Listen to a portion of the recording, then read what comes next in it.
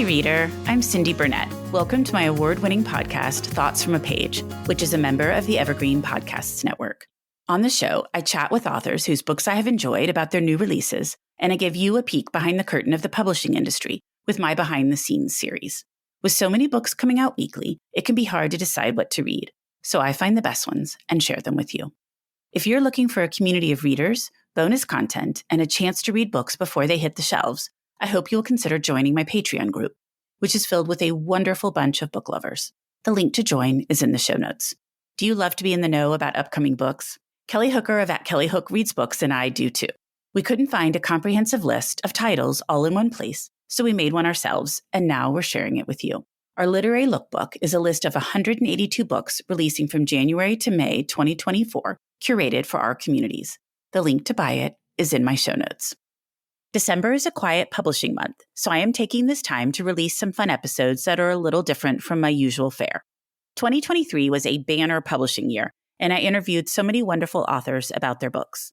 For this episode, I reminisce about some of my favorite author interviews, followed by a clip from that episode. I had a really hard time choosing who to highlight because I had the honor of talking with so many talented people this year, but I decided to focus on conversations that really resonated with me. Before each clip, I introduce the author and include when the original interview ran, as well as placing a link to each episode in my show notes. You can go back and catch the entire show if you missed it the first time around, or if this little blurb reminds you how much you enjoyed the interview when you listened to it originally, you can go back and catch it again. I loved revisiting each of these conversations, and I hope you will have the same experience as well. This is the last episode of 2023 for me, and I look forward to returning in 2024. Have a fabulous holiday. And now for a quick break. For the last year, I have been focusing more on my health and eating habits. In connection with that, I have started drinking AG1 in the morning. When I started drinking AG1 daily, I could feel a real difference in my health and energy levels. That is because AG1 is a foundational nutrition supplement that supports your body's universal needs like gut optimization, stress management, and immune support. Since 2010, AG1 has led the future of foundational nutrition, continuously refining their formula to create a smarter, better way to elevate your baseline health. I recommend AG1 to all of my family and friends because the company has a team of doctors and scientists. It is tested for 950 contaminants and is NSF certified for sport. It is formulated based on the latest science, and it maintains high quality standards. Thanks AG1 for sponsoring my show. AG1 is a supplement I trust to provide the support my body needs daily. If you want to take ownership of your health, it starts with AG1. Try AG1 and get a free 1-year supply of vitamin D3K2 and 5 free AG1 travel packs with your first purchase. Go to drinkag1.com/thoughtsfromapage. That's drinkag1.com/thoughtsfromapage. Check it out. And now back to my show.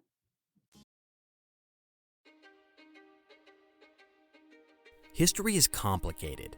The story of human progress is long, messy, and riddled with controversies big and small. On Conflicted, we dive headfirst into history's most infamous events and contentious figures. We try and untangle the good from the bad, the fact from the fiction, and the monsters from the misunderstood. Was Genghis Khan a murderous butcher or a civic pioneer? Did the Allied powers go too far in firebombing the German city of Dresden at the twilight of World War II? And how did the Marquis de Sade acquire such a sinister reputation? And was any of it true? These are just a few of the tough questions we wrestle with and investigate on Conflicted. So if you love history or just enjoy a good story, please join me, your host, Zach Cornwell, for a fascinating new topic each and every month. Conflicted, a history podcast, is available on Spotify, Apple, or wherever else you get your podcasts. I hope to see you soon.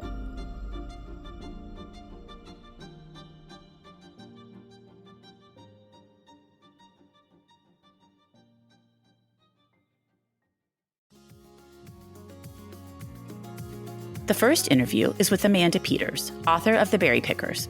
The full interview ran on November 17th. The Berry Pickers is one of my top reads of the year, and I just recently highlighted it in my Best of 2023 episode with Kelly Hooker. In this clip, Amanda explains how she decided who would narrate the story and the manner in which she wove the narrations together. How did you decide that Joe and Norma would narrate the story? I didn't actually. Well, I did on Joe. So I wanted to be a first person narrator because I feel like when you have a first person, there's a more relationship with the character. Like it's like they're sitting around the fire telling you a story. So I knew I wanted to be first person and I knew I wanted Joe's story. But Norma's story wasn't originally in my head at the very beginning. It was just Joe telling the story of what happened to him. And then I was working on it. And there was a little voice, I say, in my head saying, I want to tell my own story. I have a story to tell too. So then I was like, okay, I guess Norma / Ruthie has a story to tell. And so I just started writing hers too. But I did find it somewhat difficult at first because I wanted to ensure that they had separate and equally important voices in the story. So what I ended up doing was I wrote most of Joe's chapters first, and then I wrote Ruthie's or Norma's chapters, and I put them together at the end. So I think that really worked in helping delineate the voices because I was completely in Joe's head, and then I left Joe, and then I went completely into Norma's head and wrote her. So I think it worked well.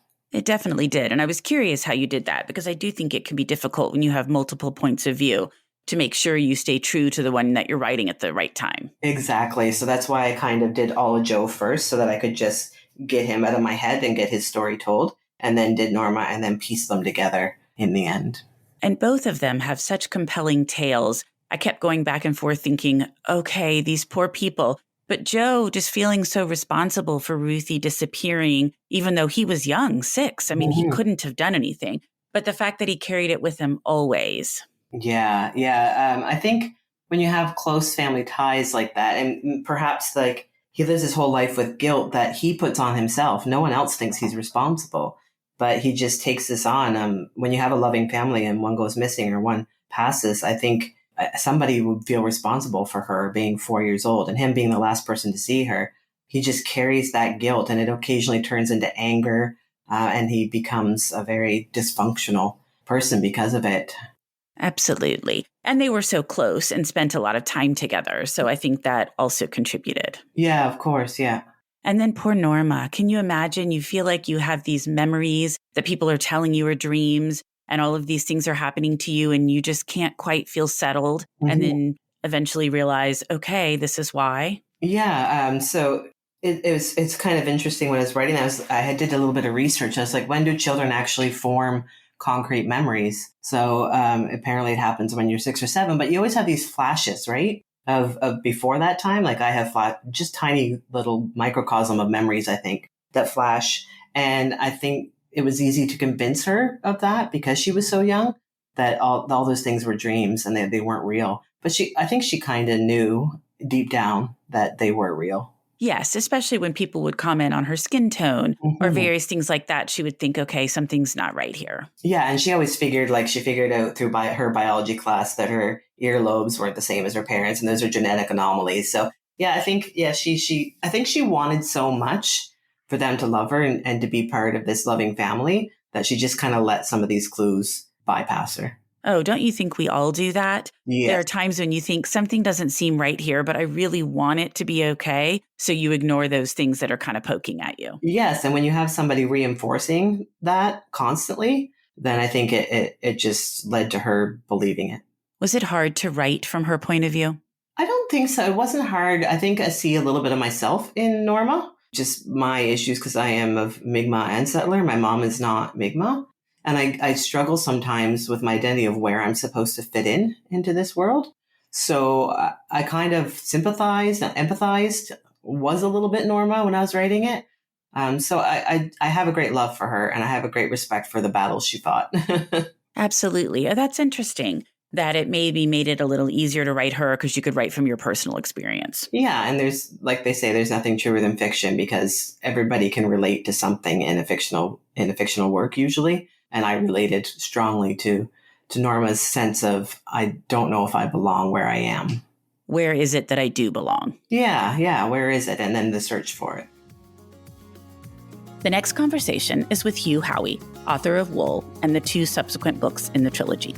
The full interview ran on October 6th.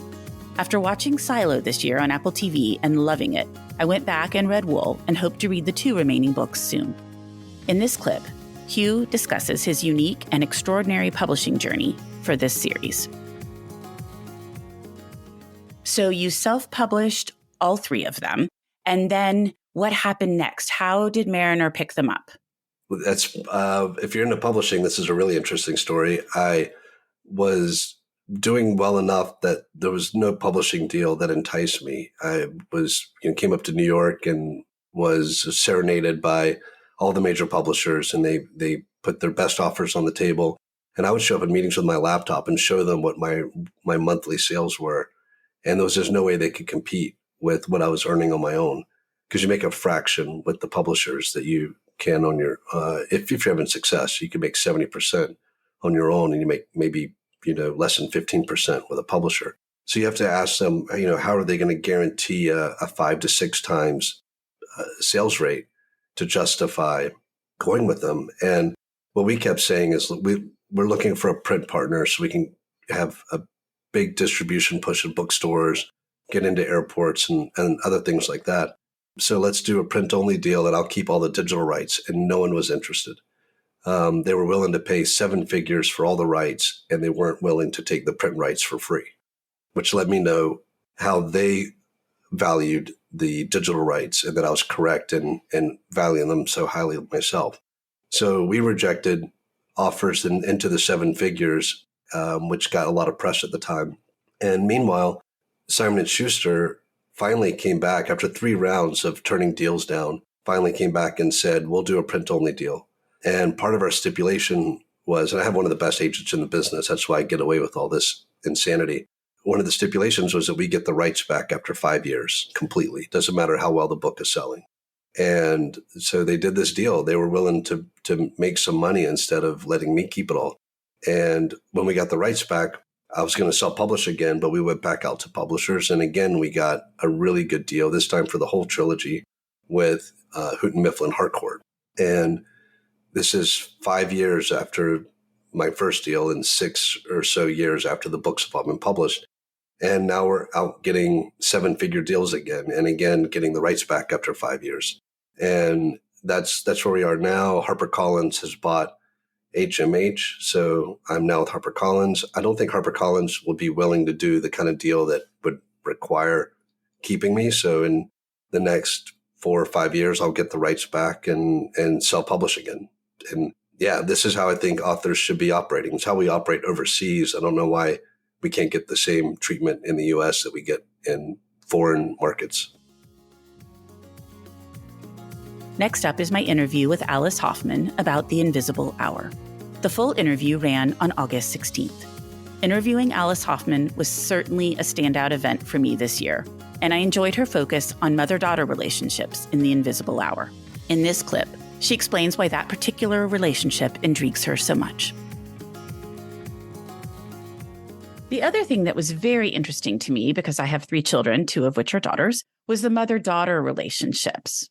Yeah. I think, I write a lot about that. And I think, partially it's my own relationship and trying to kind of understand that. It's such a complicated relationship. And, sometimes I think as a parent, you think you're doing the right thing and it turns out to be all wrong. Or you think you're doing the wrong thing and it turns out to be all right. It's just very complicated. And I think my character, Mia, doesn't understand her mother because she doesn't understand how her mother grew up. I mean, I always think you can't really know your parent because you didn't know them when they were young. And people are just so different. And their experiences are so different. And not just in terms of their family experiences, but in terms of the generational times, technology or lack of it when my mother was growing up, and just what it was like during that time period versus during our time period. Yeah. I in this letter, which is not going to be in the book, but it is in the galley, that I write about my mother. She was a social worker, and I used to help her pick up babies and take them to foster care. And it was traumatic, I have to say. It was really difficult. It was a very traumatic thing. My mother was very liberal and always felt like, people should be able to make their own choices. I think she was a really good social worker because of that, because she didn't want to force her opinion on anyone. But anyway, it was traumatic for me as like a 12 and 13-year-old to be picking up these babies. Absolutely. And then to understand what you were having to do with them and then hope that they're going to have okay futures, but probably never know. Right, exactly. In this clip, I chat with Pip Williams about the bookbinder. The full interview ran on July 28th. With my love of books and reading, this historical fiction gem was the perfect read for me. Pippa and I discuss how she came up with the idea for the book and its relevance still today. Well, how did you learn about these women at the Oxford University Press and then decide to write about them? Yeah, so again, because I was in Oxford when I got the idea for the book, because I've been to Oxford a number of times now to do research for the two books. And when I was in Oxford in 2019 doing the last bit of research really for the first book, the Dictionary of Lost Words, I was in the archives. I wanted to know a little bit more about the women who bound the books, because there's a scene in the first book where a book is being bound. And so I asked the archivist for anything that he had that could tell me a little bit about the work that they did, the lives that they lived, all that sort of thing. And he brought all sorts of materials up to me, but really there was very little. There were a few photographs of women in the bindery folding the large sheets of paper that come off the press. And there was a beautiful black and white film that actually any of your listeners can look up online. I think it's on YouTube. It's called The Making of a Book at Oxford University Press, something like that. It was actually made in the 1920s, so it's quite close to the time that I was interested in. It's a black and white film, with it's got like a soundtrack on the background. Beautiful black and white film. And it goes through every single process of making a book. And most of those processes are done by men, except for the folding of the pages and the gathering of the sections. And in this film, I saw a woman, beautifully dressed actually. She's even wearing slightly high heels. And she's moving along what's called the gathering bench. And the gathering bench was loaded up with sections from a book. And she moves along these sections and pulls them onto her arm until she's got an entire book. And the way she did it was so beautiful. She was almost dancing along this gathering bench. And I was so struck and taken by the image. But the first thing that popped into my head when I saw it was, I wonder if she ever stops to read what she's gathering into her arms. And I realized that because of the work she was doing, there would be this imperative to do it as fast as possible. And if she did stop to read, a supervisor would come along and tell her that her job is not to read the words, but to bind them. And this is where I got the idea for the bookbinder. I suddenly had a character. I suddenly had a motivation for this character. And I had all sorts of obstacles, her gender, her class, the kind of job that she's doing. There were so many reasons why she wouldn't be allowed to read, even though that's all she wants to do. I thought that was such an interesting part of the story, because as a reader and a lover of words, it would be so hard for me to do that job without constantly wanting to read what was on the page. Yeah, and that's exactly why I had that thought, because, there I was in the archives reading as much as I possibly could. And suddenly I had an image of a real person doing her job in real time. And I suddenly knew that this woman, who in fact was in exactly the same place I was at that time, but at a different time in history. And I've only just thought of that, Cindy. It's kind of made me feel a little bit emotional, actually. It's the first time I've thought of it. I was in the same place that woman was when that film was taken, but 100 years later. And I was allowed to be reading all of those words that she might have wanted to read, because things have changed. And of course, I say that because things have changed for women like me, but things haven't changed for many women, which I think is also why the idea of a woman being denied access to knowledge was still, I suppose, so intriguing to me, because in fact, for some women, that hasn't changed. If we think of women in Afghanistan as the most extreme example, women and girls in Afghanistan still can't go to university or school at the moment. And so there are women around the world, and even in our own wealthy countries, women whose circumstances mean that they haven't got access to education, particularly tertiary education. And so some of the things that I was exploring in the book are current for a lot of people. But yeah, at the time, I just tried to imagine myself in that woman's shoes, her beautiful high-heeled shoes. and I wondered how I would feel if I was told my job was to bind the books but not read them. Next up is my interview with Elizabeth Passarella about It Was an Ugly Couch Anyway. The full interview ran on July 25th. Chatting with Elizabeth is always a delight. In this blurb, we discuss how she came to narrate her second memoir and how she prepared to do so.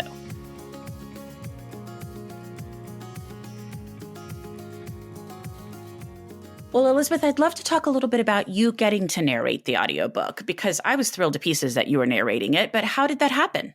It was thrilling for me too. And we, when Good Apple came out, there were a couple of things happening. Number one, it was the beginning of the pandemic, or the first year of the pandemic. And so recording studios and things like that in New York were closed. So there wasn't logistically much of an opportunity. But also, my publisher was really honest with me and just said, listen, if you do not have a voice that's either recognizable because you're a celebrity, you're Matthew McConaughey reading your own book, or you're a podcaster, someone like Laura Tremaine, for example, who people recognize her voice. She has a popular podcast. And so reading her own book makes perfect sense. They said it can really backfire if readers can sometimes be turned off by your voice if you don't do a great job. And I think they're absolutely right. I don't listen to a ton of audiobooks, but I completely understand how that happens. And so because of the logistical challenges and that, we had a professional narrator read Good Apple. I did get to pick who it was. They gave me several choices. I wanted someone with a Southern accent because I'm from Memphis, but I certainly do not have a heavy Southern accent or much of a twang. So I was really picky about that. But the person who did it did a beautiful job, and I loved how it turned out. But I did still secretly really want to read my own book. And I think with fiction, obviously that's not the case. But with nonfiction, most people, I would say the majority of essay and memoir writers do read their own work. And this book felt so personal and was written at such a difficult and personal time in my life. And I really did want to read it. And so they just said yes. I did have to turn in a little clip of me reading, a few pages just for them to get an idea. But they said yes, and we booked a studio in the city. It was, like I said at the beginning, I listened to a lot of different clips from different writers reading their own work just to get a sense of how people sounded. And what I kept telling myself over and over again was, oh my gosh, these people are talking so slowly. And it was really hard for me to think about that because, listen, everybody listening to this podcast is probably listening to it at 1.5. Everyone does that. I do that. People listen to it at 2 times the speed. So I knew that in addition to the fact that I'm a fast talker anyway, people were also going to be listening at a higher speed. So I really worked so hard to talk slowly, and that was really difficult for me. But I enjoyed the book narration so much. I think other writers had told me it was really exhausting and really hard, and I did not find it hard and exhausting. I found it completely delightful. I was in a tiny soundproof booth with this wonderful sound engineer, this young man outside who I'm sure knows more about my life and my, I don't even know, my marriage, all the different things than he ever wanted to.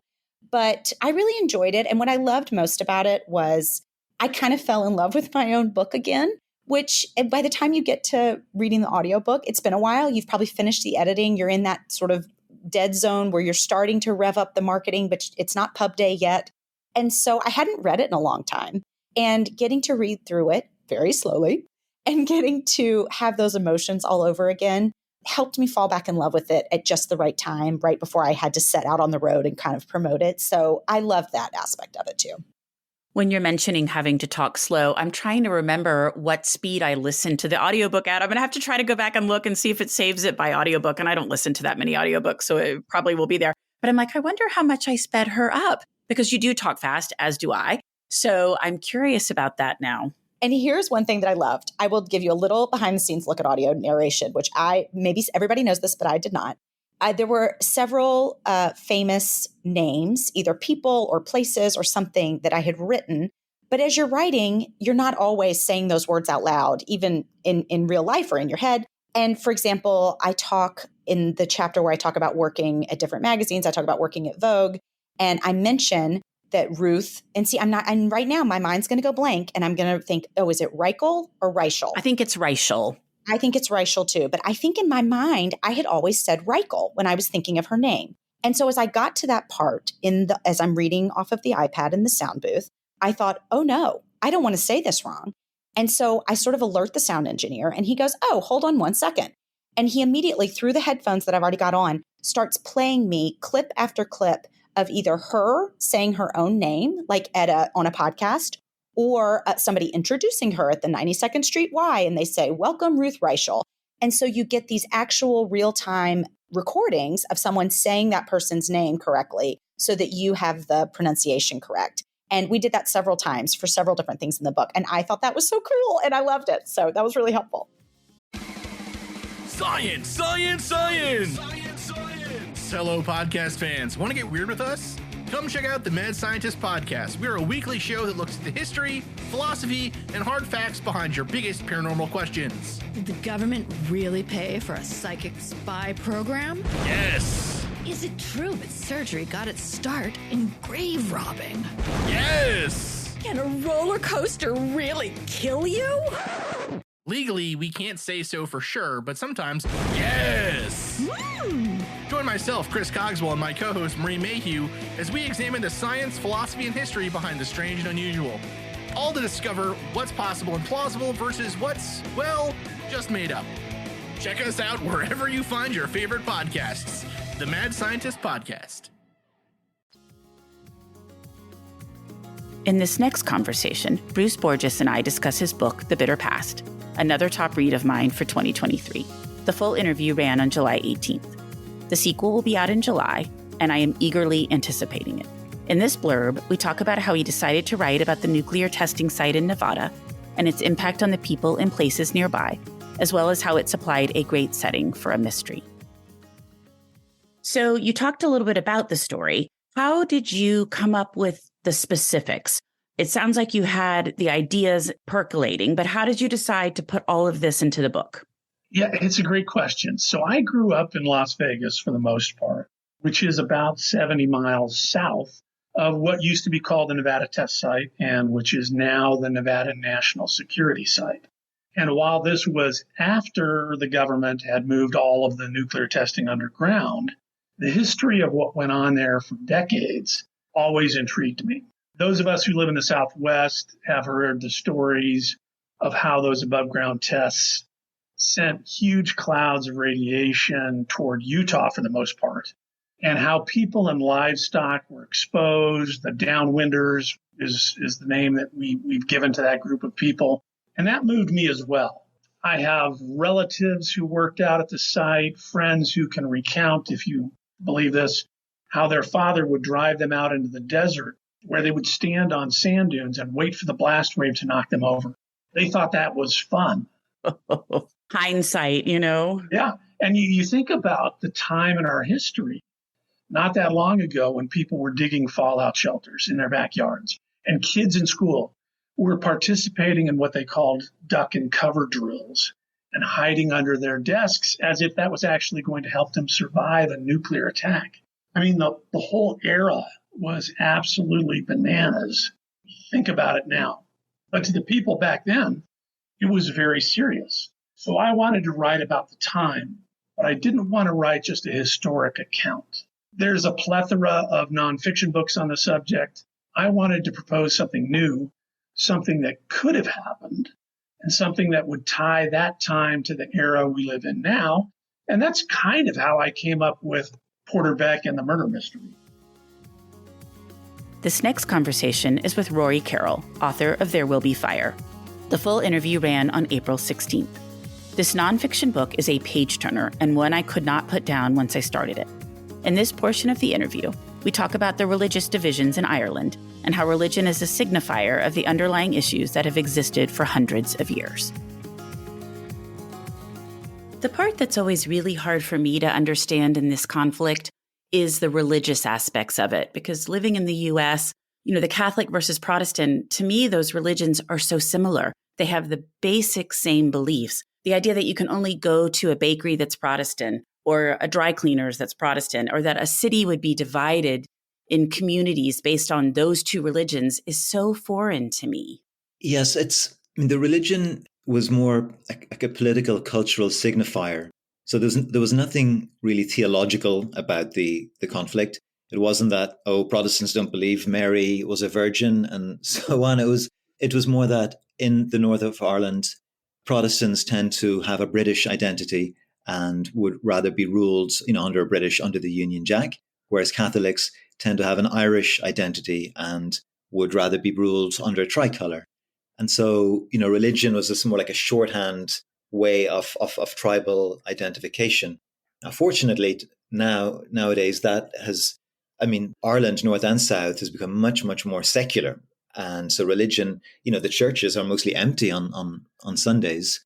So, religion has become in itself far less important, but it does to this day remain as a real signifier in Northern Ireland between, whether you're pro kind of staying within the union with the United Kingdom, like basically staying British, or if you're Catholic, then the likelihood is you might prefer, being uniting with the rest of Ireland. And I think that's something that you really hammered home well in your book, because sometimes I think that the conflict between the two religions is what gets brought over here and people view it that way versus understanding that it really doesn't have to do with religion, as you were just describing, but instead has to do with how everything came about, which again was why it was very helpful that you laid all of that out at the beginning. Yes, and also there's so many contradictions. I mean, for example, the fact that the IRA, during this plot, they teamed up with Whitey Bulger, of all people, and the Boston mob, and to show that the IRA were, they're very pragmatic, you could say mercenary in terms of just trying to get money, arms, weapons, help from anyone and any source, including Muammar Gaddafi, the Libyan dictator. And so, their main ideology or religion, if you like, was winning. That's what mattered to them. And, setting aside the religious side, it's, at one point, it's once the bomb happened, the story turns into a version of cops and robbers, except in this case, it's cops and terrorists or cops and paramilitaries. And it's almost like a true crime police procedural. And we're then, a lot of the perspective shifts towards the police, who were then hunting the bombers and tasked with it, trying to identify them. And then we enter the world of 1980s policing, pre-digital world. And so all of these threads, so the religious conflict, the fact that the roots of the conflict in Northern Ireland will go back, not just a century, go back a millennia to the 11th century. But then at the same time, we're seeing the aftermath of the Brighton bombing through the eyes of, say, the fingerprint police or the surveillance detectives who are tasked with shadowing IRA members and so forth. So, I mean, the book tries to kind of thread all this in a hopefully kind of fluid, lean way, because I really wanted to not get bogged down, mired, in too much detail. I mean, just enough for the reader to understand, the stakes and the history, but at the same time to want to know what happens next and to care about these characters. I mean, for instance, Jack Rees, this provincial detective in Sussex, which is the county surrounding Brighton, who ended up being the lead policeman on this. He was the one who had to lead the investigation. There was no British equivalent of the FBI. It was actually, the equivalent of, say, a cop in Portland, Oregon, detective there who was leading the biggest manhunt for somebody who tried to take out the government. And he was a detective, was on the eve of retirement when the bomb happened. And he has this is his one last case. It's like something out of a movie, really. And yet it's true. And so, I would hope that the readers would, they see things through his eyes and why it mattered to him. Likewise, you're seeing things through the eyes of the fugitive, of Patrick McGee, who's now on the run, who is actually plotting a new campaign. And he's planning to return to Britain to launch another fresh IRA campaign in England. So the stakes were really high. And what I really wanted was the readers to see things through the eyes of these characters and to empathize and, to some extent, even sympathize with some of the characters. And one thing I'd be fascinated to see is how people react to different characters. I mean, do they sympathize with McGee, with the bomber at some points or not? I mean, I'd be fascinated to see that. In this next clip, I chat with Rachel Beanland about The House is on Fire. The full interview ran on April 4th. In The House is on Fire, Rachel creates an incredibly strong sense of place and time. Here we discuss how she included such vivid depictions of the fire itself, as well as how it felt to actually be in the theater as it burned. One of the things I loved about the book was how vivid the fire was in terms of how well you brought it to life. Like, I felt like I was there, and when the women are trying to escape and they're being dropped down out the window and all of that, Was it really hard to bring all of that to the page, or was that just part of your writing? I will admit that I have a writer friend who used to serve in a fire department.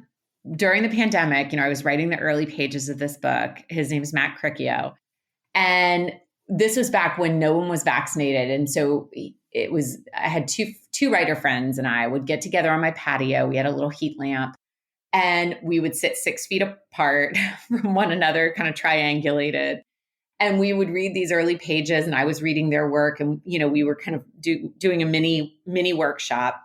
And he was basically the only human I was seeing, outside of my family. And I can remember sitting out on my patio and us looking at I live in a row home in Richmond, and looking at the distance between floors, and, him saying, okay, this is the way it would have worked. Because we knew in the historical record, Gilbert had caught these women from, that someone was passing them to him. This Dr. McCaw was passing women to him from an upstairs window. In the record, it doesn't differentiate whether it's the third floor or the second floor. But Matt was great about saying, no, it would have been the second. It would have been done like this. You couldn't have thrown them this way, or else this would have happened. So we did have some fun kind of hammering, down the nuts and bolts there. But, I was also like watching YouTube videos and all those things that novelists do to try to get something right. So I'm glad it feels right. And the stairs collapsing and the claustrophobic feeling of everybody rushing and people falling and getting trampled. I just was like, I feel like I am right here. Yeah. And I mean, the other thing that is exceptionally lucky for me, writing this book, was that there is such a good historical record from which to draw from. So, the fire, I really kind of can't emphasize this enough, that yes, it happened in Richmond, but remember, the United States was much smaller at that time, and Virginia was much more kind of a central part of the United States. Not to say that we're not a very central part now, but you know what I mean? So when the fire happened, it was covered widely, even for that time. You think, okay, we didn't have telephones, we didn't have fax machines, we didn't have cell phones. Like, how did word spread? It spread quickly via letters. There were so many people who were affected.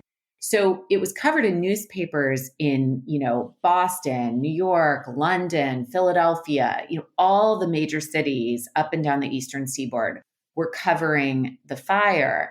And there were also a lot of memorial services held even in other cities, in other towns in Virginia, to help the families that lived locally, grieve whoever it was that they had lost in the fire.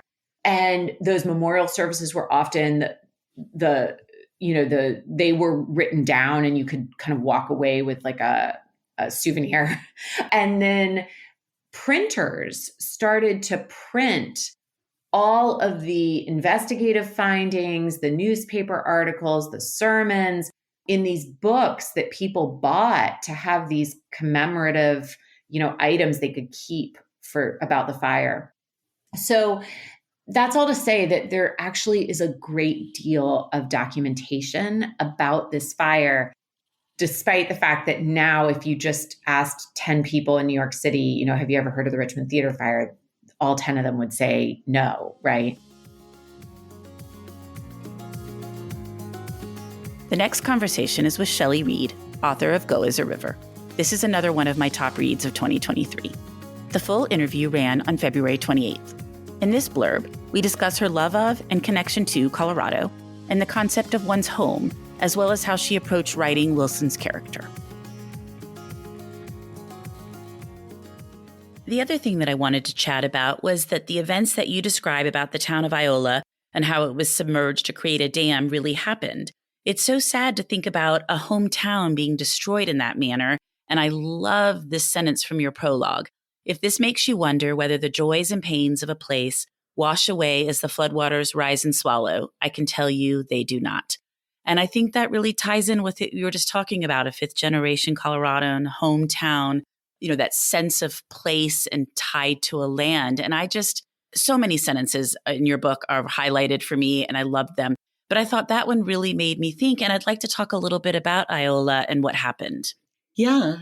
So, I've spent most of my life in the Gunnison Valley. I didn't grow up here, but I had family here, and I loved it. It's just been my favorite place in the world my entire life. And so as soon as I was able to choose where I wanted to live, when I went to college, I spent summers here, and then I got a job teaching at Western Colorado University, fresh out of grad school. And I've been here ever since. So that's 30 plus years, 33 years or so. And ever since I was a child, I knew that there was a town beneath Blue Mesa Reservoir. There are 3 towns actually under Blue Mesa Reservoir, but Iola was the one that really captured my imagination. And Blue Mesa Reservoir is the largest reservoir in Colorado. And it's where everybody in my valley goes to swim and fish and boat. And I think that it's very easy to recreate and to play in Blue Mesa Reservoir without asking, what's the story here? Generations of ranchers and farmers who had really had a deep love and connection to that land were displaced in order for that reservoir to be built. And so I just always was very compelled by what's the story here. So, I did my research. I looked more deeply into the town of Iola, what life was like there, what were the circumstances of the evacuation of the people and the drowning of the town. And in doing that research, it was so moving to me, all that the people had lost. But then, of course, I could not write a book about displacement in the American West and displacement in the Gunnison River Valley without also acknowledging that previous to the white settlers and farmers and ranchers that deeply connected and loved that land, the indigenous population of what is the Gunnison Valley were the Ute people who were so violently displaced from that exact land previous to the white settlers. And so there's layers and layers of painful history around displacement in the area where the town of Iola once stood, all underneath Blue Mesa Reservoir now, all in the name of quote unquote progress. And I thought that those themes were really rich to investigate. And thus the character of Wilson Moon was born. And we can talk about Will, but Will for me was a character that I developed very, very carefully, because whereas I wanted the Indigenous experience to be represented in my book, I also felt on some level Will's story was not my story to tell. And so I leave him a little bit mysterious, but I also tell his story through Victoria's lens. And I also try to create 2 characters, young Victoria, young Wilson Moon, who just connect with each other heart to heart, transcendent of all of the cultural biases that either one of them could have inherited about each other. And they simply don't let that inform how they feel. And I liked the contrast that Wilson did not believe that one place was different from another because of his experience and, being shuttled around, versus Victoria, who says, oh gosh, like this is the greatest place ever. And it's very different than other places. And I thought that was an interesting contrast. Yeah, I tried to represent Will as sort of a common tragic story of displaced people, which is that once they're displaced from their homeland, they never necessarily connect to a new place. But also the added tragedy for the character of Will is he is the character that I don't go into it too much, but it tells a story that really, really mattered to me to tell, which is the horrific practice in the 19th and 20th century of stealing Indigenous children from their families and putting them in these awful, what they called Indian boarding schools, which were these horrific schools that were meant to turn Indigenous children into sort of basically good little white kids. And so the backstory on Will, that's only alluded to a couple times, was that he was stolen from his family, from the reservation, placed in one of these horrific schools, and he then escaped from that. So Will then becomes a character who's too quote unquote white to go back to his reservation, but also too, Indigenous to fit into the white world. And so Will is a drifter, but a drifter with a lot of backstory and a lot of complicated cultural biases informing that. And then the racism and prejudice that informs just his existence becomes primary in the book. Whereas Victoria is very, very rooted to one place. She actually can't imagine life outside of her own homeland in Iola. And I try to set up that contrast immediately and how the displacement plays out very differently for these two characters.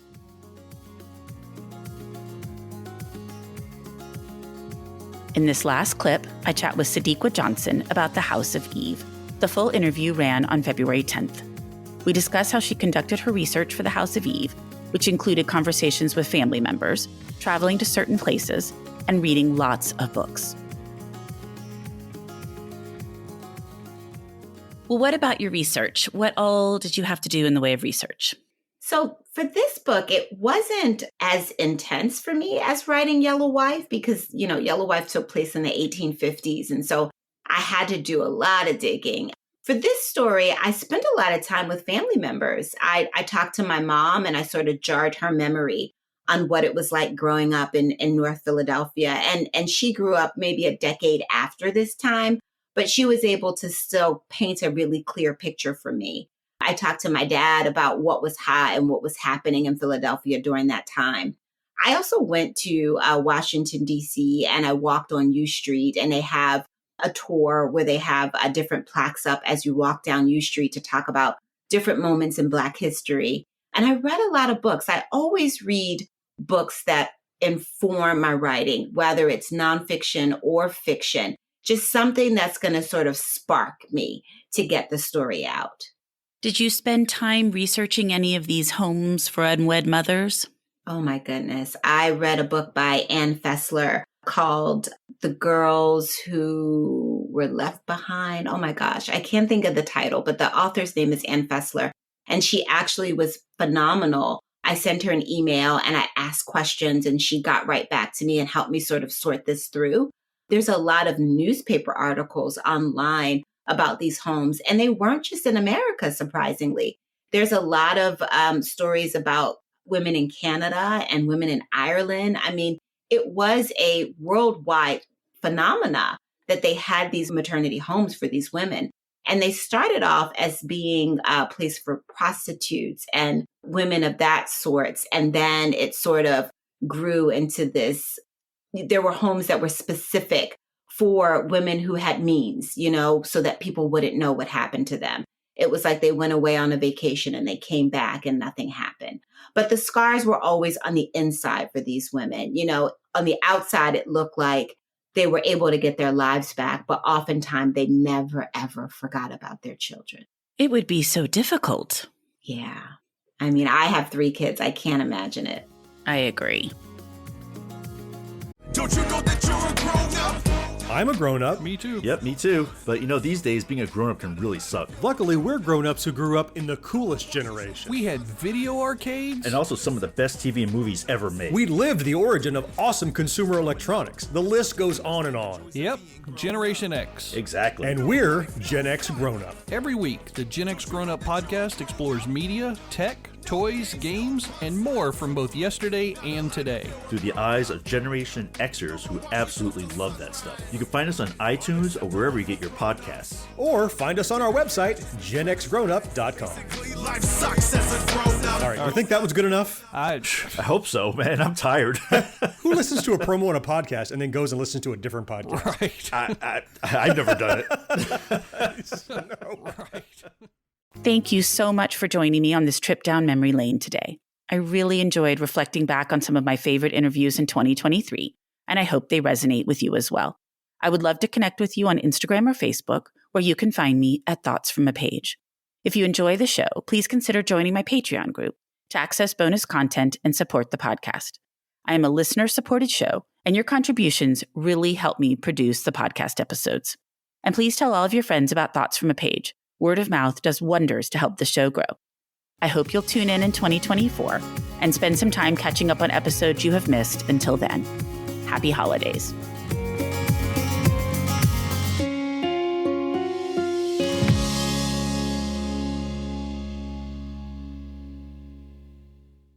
Don't you know that you're a grown-up? I'm a grown-up. Me too. Yep, me too. But these days, being a grown-up can really suck. Luckily, we're grown-ups who grew up in the coolest generation. We had video arcades. And also some of the best TV and movies ever made. We lived the origin of awesome consumer electronics. The list goes on and on. Yep, Generation X. Exactly. And we're Gen X grown-up. Every week, the Gen X Grown Up podcast explores media, tech, toys, games, and more from both yesterday and today. Through the eyes of Generation Xers who absolutely love that stuff. You can find us on iTunes or wherever you get your podcasts. Or find us on our website, genxgrownup.com. All right, you think that was good enough? I hope so, man. I'm tired. Who listens to a promo on a podcast and then goes and listens to a different podcast? Right. I've never done it. No. Right.